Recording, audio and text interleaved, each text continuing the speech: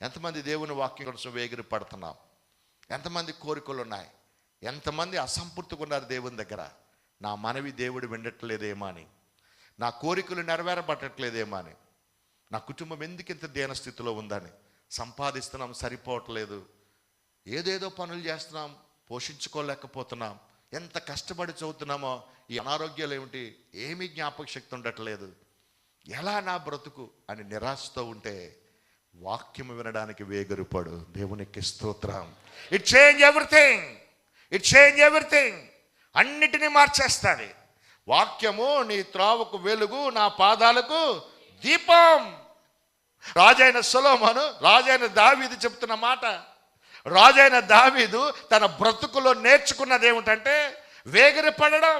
When have trouble, అతనికి ఏదైనా కష్టం ఉంటే దేవుని సన్నిధిలో మాట్లాడడం మొదలు పెట్టాడు. మనుషులుగా మనకి కొంచెం